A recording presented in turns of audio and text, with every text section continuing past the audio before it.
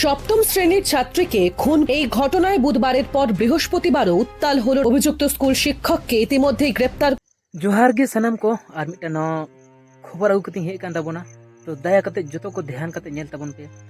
तो कते को बार पे दिन माड़ांग रगे जहां खबर बन नेलेआ जहां दोना बीरभूम डिस्ट्रिक्ट रेना रामपुर हाट थाना इलाका रेना जहां दो मिट्टन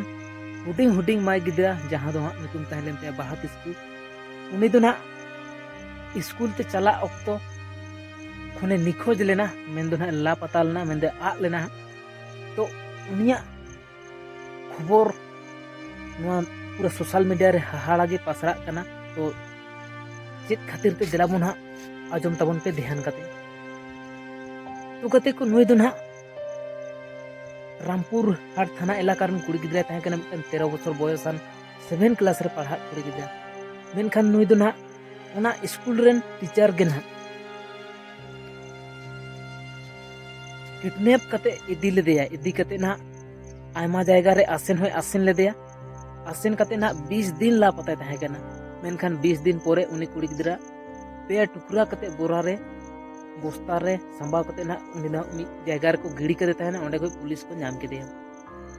तो आडी दुखद घटना कना आडी दुखन कथा कना गाते को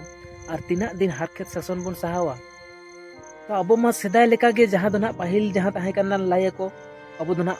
कॉपी किताब पर बन पढ़ाव का जे अब चितान रे आडी शासन आडी अत्याचार हुई कान ताहे ना तो नित रे हो तो अब चितान रे से ओना हाल गे हुई कना स्कूल बांग को हे सेन दाड़े ताबोना से स्कूल रे मास्टर गे जुदे अब चितान रे नंका को अत्याचार शासन बोना तो अब दो स्कूल दो चिकाते बन कुल दाड़े को तो ओकारे शिक्षा बन एमा को और स्कूल दो चेद ओना शिक्षा लगी ते गिदरा दो बन कुले को तो मुनी मास्टर तीना हरामी तीना शैतान कना 7 क्लास रन गिदरा जहां दोना 13 बछर बयस हुई कान ताय उनी चितान रे निनका बेबाड़ी कमी कते उनी मा टुकरा कते बोरा रे बस्ता संभाव कते को गिडी कदे तो बुझाव दाड़े कान ताबोना पे तीना दुख रेना कथा कना जहां दो आजमते आडी गे दुख बुझा कना जे उनको ओड़ा हणो तीना दुख को बुझाएदा निंकना घटना दुनिया रे आयमा हुई कना एनहो बाबन तिरगालो कना बाबन चिता कना अबोरन संताड़ कुड़ी गिदरा को हो किचु किचु दो ना निंका दिकु संगे रिलेशन को दोहोयदा और उनको चितार नौका गे घटना हुई कना एनहो बांग को जितना कना तो नुई मास्टर दिलाबोन हा अबो मास्टर ला फांसी लगी अबो दो दिलाबोन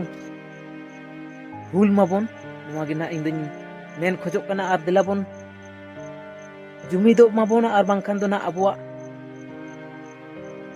जोतना हसा भाषा जुमी जल जंगल जोतना को हता चाबाय ताबोना और चेत गे बांचा बांग ताहेन ताबोना नितो हुई कना उनी चितान रे बीरभूम डिस्ट्रिक्ट रे से आरो आयमा जायगा रे बन नेल कदा हुई कना नंकेना घटना तो दिन दिन ते जोतो को ओड़ा रे हुआ लास्ट रे अब ओड़ा रे बोलो बोलो ते अब ओड़ा हर चितान रे बाड़ी कमी हुई दाड़े तो ना तिंग मिने ताबोना चिरगालो ताबोन पे तो चेद लेका घटना हुई कना देलाबोन ओना वीडियो फुटेज कटिंग उदु अपे कान ताबोना ते नेल ताबोन पे नेल कते बाकी कमेंट ते लाई ताबोन पे चे शास्ति दरकार कन नुई मास्टर किंतु सरासरी मिने नुई दो फांसी हुई नेहाती दरकार जितना हेना पे ताबोना अबोरन सांताल संस्थारन हट देलाबोन चिरगालो ताबोन पे चिता ताबोन पे नवानीते रिली हुई और फांसी नेहाती उनिया हुई चाहिए। বুধবারের পর বৃহস্পতিবারও উত্তাল হল রামপুরহাট। 17 সেপ্টেম্বর বুধবার থেকেই এলাকায় উত্তেজনা। অভিযুক্ত স্কুল শিক্ষককে ইতিমধ্যেই গ্রেপ্তার করেছে পুলিশ। তবে 18 সেপ্টেম্বর বৃহস্পতিবার স্কুল খুলতেই ফের ক্ষোভে ফেটে পড়েন মৃত ছাত্রীর আত্মীয় স্বজন ও গ্রামের লোকেরা। প্রধান শিক্ষক স্কুলে ঢুকতেই তাকে বেধড়ক মারধর করা হয় বলে অভিযোগ। প্রথমে প্রধান শিক্ষক স্কুলের কাছে আসতেই শুরু হয় তুমুল চিৎকার ও চেঁচামেচি। প্রধান শিক্ষককে মারতে মারতে স্কুলের বাইরে নিয়ে আসেন উত্তেজিত জনতা। পুলিশের হাত থেকে কার্যত ছিনিয়ে নেওয়ার চেষ্টা করা হয় প্রধান শিক্ষককে। এমনকি পুলিশের সামনে প্রধান শিক্ষককে চড় লাথি মারা হয় বলে অভিযোগ। কোনো ক্রমে পুলিশ তাকে উদ্ধার করে নিয়ে যায়।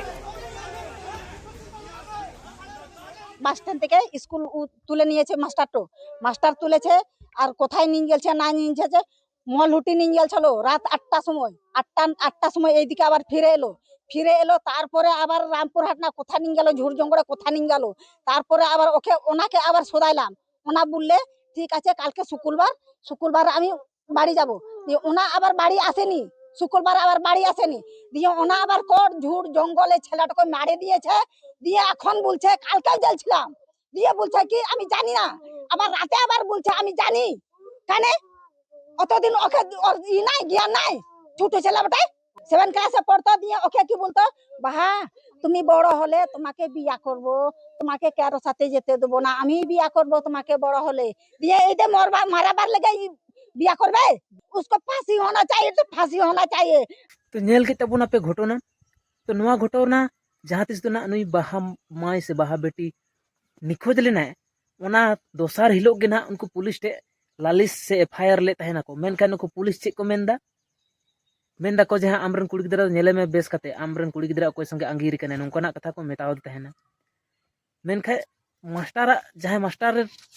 नवा घटना रे जुड़ते तहे कना उनी मास्टर को बड़ाय गया मेनखा उनी मास्टर को ग्रेप्तार लेदे गया मिद दिन तारपरे दोसार हिलोग को आड़ा कदेया प्रमाण बांग खातिर ते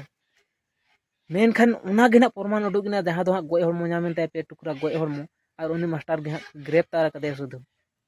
तो बुझा दड़े कना पे पुलिस अब चेतान रे तिना को हेकातीदा लाई कते हं बांग को पतिया बोन कना जहाँ दो अब दो कोनो सेता फुसी लेका हं बाको मनाय तो ओना लगी मेना अब लगे तो प्रशासन हो बनू को से नेता सेता हो बनू को अब मारंग मारंग नेता ओकार को जापिद कदा खाली भोट समय को ओडगो हन नेता तो देला बन जुमिद तबन पे ओडगो तबन पे नवा हुल लगी ते नुकू नेता सेता जहाँ हेना को तबन अब मारंग मारंग उनको हना नितो बांग खय को उडुगो मेनका भोट समय को उडुगो उनको सिका पड़ा को हुआ और बाकी अपे राय कमेंट रे बड़ा चिन तबन पे बाकी जय सारना जय आदिवासी जोहार गे।